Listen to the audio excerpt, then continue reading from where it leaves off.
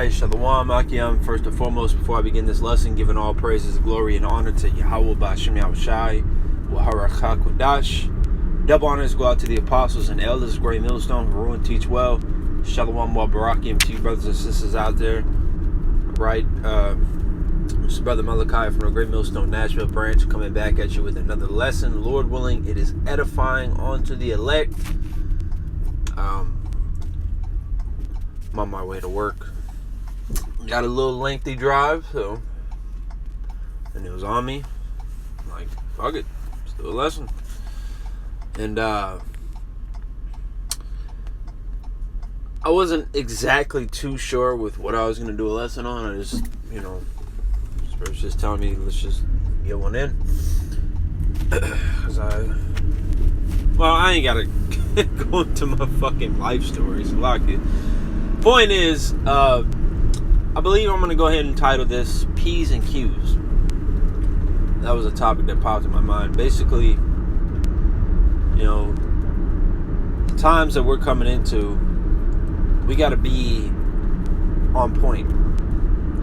We got to be on point. We got to be circumspect. We got to be mindful. Or we got to be sober-minded. We got to remain diligent. I'm going to go ahead and start with this scripture, actually, since it's on my mind.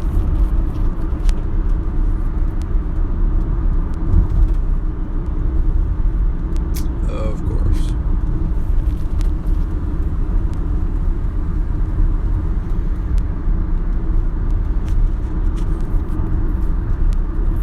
Second Peter chapter 3. I'll start at 10. It says, "But the day of the Lord will come as a thief in the night, in the which the heavens shall pass away with a great noise, and the elements shall melt with fervent heat. The earth also and the works that are therein shall be burned up." Alright, so this is talking about the nuclear destruction that's at hand, which according to the Bible, nuclear desolation is going to take place on the earth. Mainly America. America is going to be utterly wasted, alright, and destroyed. The scriptures talk about the development of nuclear weaponry, right? They came out with that movie Oppenheimer a couple months ago. I believe it was late July. But that movie showcases that, how they had developed nuclear weapons. Okay? And in that movie, some Edomites, especially the president, I believe it was Harry Truman in that movie, he was saying how Russia is never going to be able to do this. So I don't know why you're worried, type shit. And if I'm not mistaken, 20 or so years later, Russia created the Tsar Bomba, which was way more powerful than the atomic bomb that was dropped on Hiroshima and Nagasaki. So clearly, it's in Yahweh Ba'Shem Yahushai's will for those nuclear missiles to get developed, and the reason being is because they're going to be used to destroy America in these coming times, in these last days. All right, through the Third World War, Revelation speaks upon the third woes. What do you think that is? World War I, II, and then we're entering into World War III. All right, but Slakia, I don't want to steer off. Verse 11, "Seeing then that all these things shall be dissolved, what manner of persons ought ye to be in all holy conversation and godliness?" All right, what manner of persons ought ye to be? All right. Matter of fact, maybe we got some meat on that bone. Let's go ahead and see what that word manners. To me, it reminds me of mannerisms. Hopefully, it gives us a little more than that. Well, I was like, I know for sure I didn't press on that. Isaiah.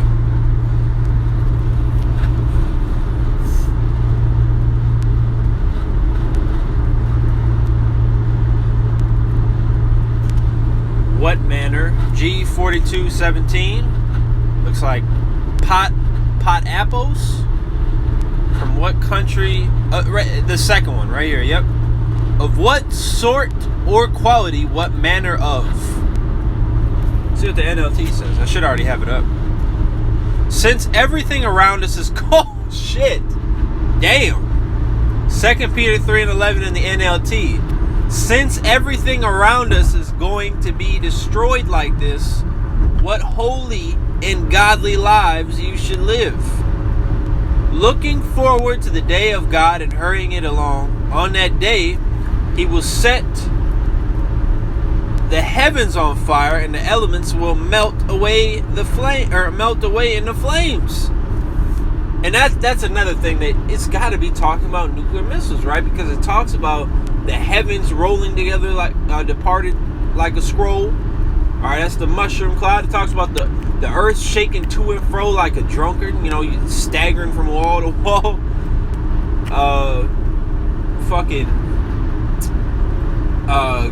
Great noise. And then it talks about melting elements. It talks about destroying wind. This has got to be talking about nuclear destruction, and it's caused by arrows. What looks like an arrow today? Missiles. Okay? And the scriptures talk about 200 million warheads. So, hey, buckle in. All right? But like I said, what manner of persons ought ye to be? All right, what manner of persons ought ye to be? We got to be, I got it from that Eldad Tasman in Wisconsin. I don't think I've ever heard that before, that saying. I think he said, cross your T's and dot your I's or something like that. Basically making sure it's, like when you write a paper, making sure it's on point. Like, okay, this is a very, distinguished letter. Like, it's not going to get confused with something else. The letters might be bold. It's neat. All right, making sure everything's done neat, which it's really the spirit, because, well, at least me, because I'm not good with handwriting. So if I had to write an essay and I needed it to look spiffy, well, I would take my time. Like, I would write very slow, right? Because remember, this scriptures say the race is not given to the swift. So it's not about how fast you get done, man. It's about the quality. All right, the quality of the work. If you're sincere and genuine, just allow growth to take its course. Don't try to come in this thing and all of a sudden be on the level of an elder. It's not going to be like that. And that's where we get these guys we call upstarts, man. Guys that just come in and try to usurp authority. Just play your role. All right, play your role, and if you find yourself in the camp for a few years, and you're going to see the growth, right? You're going to see the growth, within your camp, within yourself. All right, you might be given responsibilities. Don't try to, jump the order. Allow nature to take its course, so to speak. Remember that this is a spiritual military. You don't join the military. You got to start at level 1. That's one thing I've been pressing hard on myself lately. Is like, of course you pray for growth, but it's a process, man. It's going to take time. And man, I was watching this video yesterday about dopamine, which is basically, I don't want to say a hormone. It's not a hormone, but it's like something that's released in your brain, a chemical or something that brings like happiness, or something like that.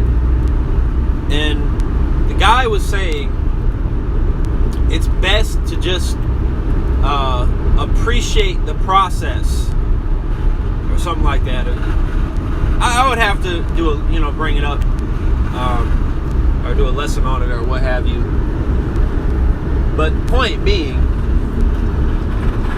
trust and appreciate the process, because a lot of our nation, they don't want to follow the old paths. They don't want to seek after Yahushua and walk that straight gate, but you do. So enjoy every moment while you're here, even when it sucks, Because when it sucks, that's when you grow. You know? That's why, you know, Apostle, especially Apostle Rakai, and, you know, Elder, I believe Elder Kazak, how, you know, went into it. I think Elder D-Mash, you know, the Mashapot. You don't want to be complacent, and you don't want to be comfortable. You know, be comfortable with being uncomfortable, or as brothers say, be one comfortable. You know, because really that's when your growth comes in. You wanna have a, you know, a better body.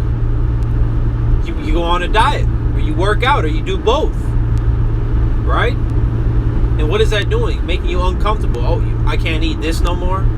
I can't drink this no more. I can't do certain habits that made me, you know, comfortable. I can't eat certain comfort foods.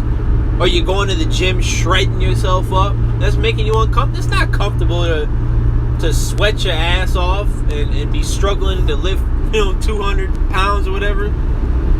It's uncomfortable, but that's where the growth comes in, doesn't it? All right? So don't seek to be comfortable. And what the scriptures say, Micah 2:10, this ain't your rest. So, you know, in Yahweh Ratazah, we can do that, you know, and especially myself first and foremost, because I don't want to be a hypocrite. I need to start appreciating the process more, every second of it, good and bad alike, because it's all from the Most High, and it's all a beautiful thing. You know, I'm just glad to be part of this movie. But yeah, I don't want to talk too much, but basically, you know, just be on point. Do the best you can. All right, we're not justified by the law, but you know, or you know, I think we're not saved by works. Galatians 2:16. No, that says the law, I believe. No. Galatians 2:16 talks about. Well, yeah, because keeping the law is part of doing the work, but especially for men, doing the work is going out and teaching. You know, doing lessons and hitting. Most importantly, going out on the streets. All right, because that's really where you're presenting your body as a living sacrifice more than anything else. Being on the front line. Damn. Salakia. Something just hit the windshield. I don't know if that's a bug or what. That's disgusting. Damn.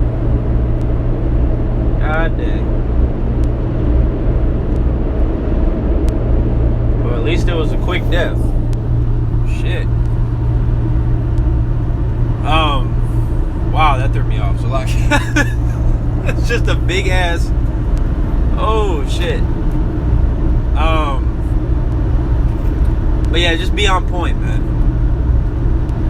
You know, we're especially now. You know, we're too late in the fourth quarter to be just chucking up a shot. You know, if you're not open for that easy lay or that wide open mid range shot or 3-pointer, then pass the ball, man. You know, you don't want to get caught up. Now is not the time to get caught up. All right, we're at the end. Yahushua said, you know, in multiple different chapters, but especially Revelations, the second chapter comes to mind. You know, hold that fast which thou hast. So remain in the Spirit. You know, continue to fight. Like I said, this is the 2nd Ezra 7. This is the condition of the battle. All these things that we go through, and it's all going to work out in the end, man. Like it says in 1 Corinthians 4 and 17, it talks about how. Sorry, let me get over. It talks about how this light affliction, you know, it's not going to compare it to the reward that we're going to receive. All right, Sirach, 2 different scriptures in Sirach talks about how 1,000 years can't be compared to eternity. And eternity is how long we're going to be able to rest with Yahweh B'Shem Yahushai, man. So whatever you got to do on this side, whatever you got to sacrifice, give up, all the way up to your own flesh and bone. If you got to die for this faith, just do it. All right, it's all going to be worth it in the end, man. So, Yahweh Ratazah, you know, I quoted some scriptures. I know I didn't pull too many. I'm not the best all the time at reading while driving, which, I mean, that shouldn't come as much of a surprise. I'm not a very good multitasker, but Lord willing that, you know, the words were, because we know, you know, we we know it's Yahweh Shema Shai's words. All right, Matthew 10 and 20. This ain't me. All right, I could never say anything so insightful. That's all Yahweh Shema Shai. So call hello Yahweh Shema Shai. Lord willing, that this lesson was, exhorting and edifying. And shalom. Yahweh Shema Shai Barakatham.